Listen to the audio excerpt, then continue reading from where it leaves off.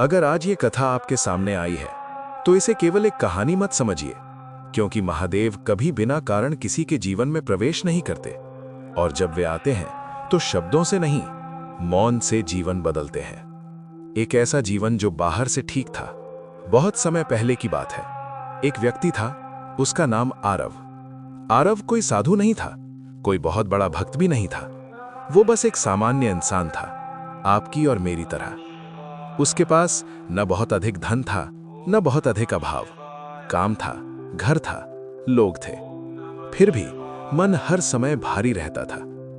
उसे खुद भी नहीं पता था कि दुख किस बात का है। जब कोई पूछता सब ठीक है ना, तो वो मुस्कुरा देता। लेकिन जब रात होती, जब दुनिया शांत हो जाती, तो मन के भीतर एक अजीब सा शोर शुरू हो जाता। वो शोर डर का नहीं था, वो शोर खो जाने का था। जैसे जीवन कहीं और जा रहा हो और वो गलत दिशा में चल रहा हो। आरव ने सोचा शायद काम का दबाव है। उसने छुट्टी ली। कुछ दिन सुकून मिला, फिर वही खालीपन। उसने सोचा शायद लोगों की कमी है। वो दोस्तों से मिलने लगा। हंसी मजाक हुआ, फिर वही अंदर की खामोशी। धीरे धीरे उसे लगने लगा कि ये थकान शरीर की नहीं है, ये थकान आत्मा की है। लेकिन आत्मा की थकान को समझाने वाला कोई डॉक्टर नहीं होता। एक दिन शाम के समय काम से लौटते हुए आरव का रास्ता बदल गया। वो खुद नहीं जानता था क्यों, लेकिन उसके कदम एक पुराने शिव मंदिर की ओर बढ़ गए। मंदिर बहुत पुराना था। दीवारों पर समय की परतें थीं। घंटी की आवाज धीमी और गंभीर थी। न कोई भीड़, न कोई शोर। आरव अंदर गया। उसने शिवलिंग को देखा। कोई विशेष भावना नहीं आई, न आंखों में आंसू, न रोमांच, बस एक ठहराव। आरव ने आंखें बंद की। कोई मंत्र नहीं आता था उसे, कोई विधि नहीं जानता था।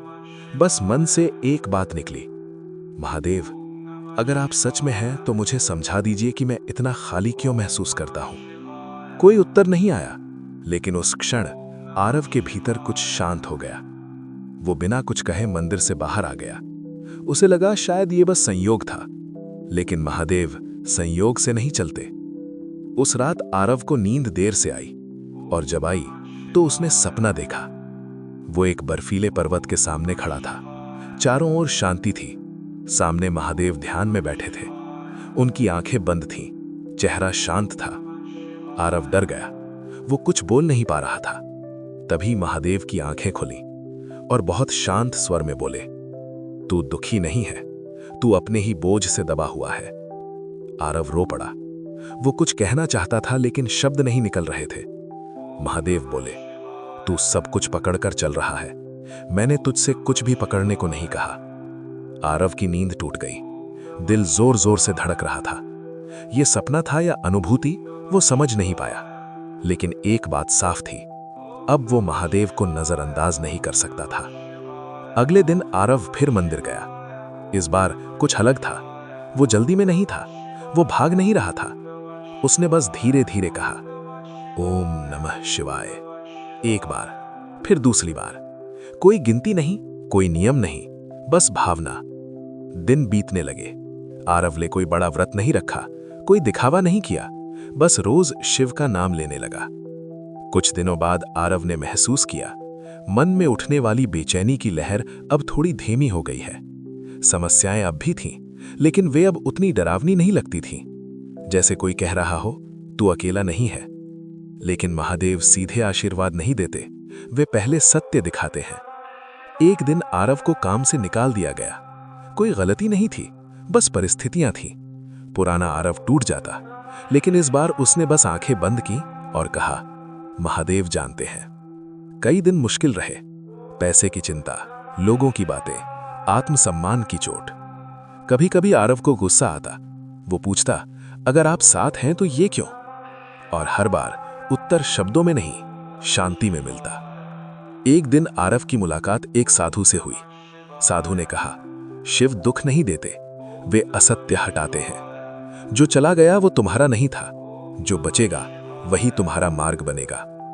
आरव को समझ आया, महादेव कुछ छीनते नहीं, वे भार उतारते हैं। जो टूटता है वो हमें नहीं, हमारे अहंग को तोड़ता है। समय बीता। आरव को नया काम मिला, लेकिन उससे भी बड़ी बात, उसे नया दृष्टिकोण मिला।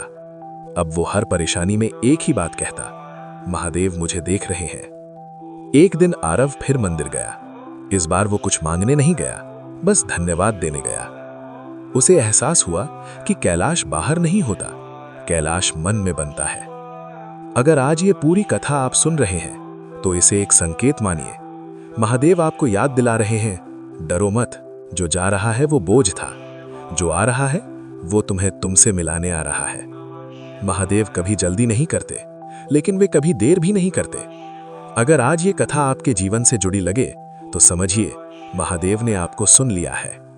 विनम्र निवेदन, एंड लाइन। अगर इस संपूर्ण शिव कथा ने आपके मन को थोड़ी भी शांति दी हो तो इसे किसी अपने तक जरूर पहुंचाइए।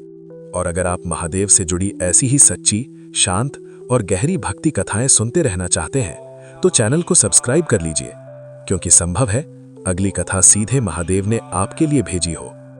ओम नमः शिवाय।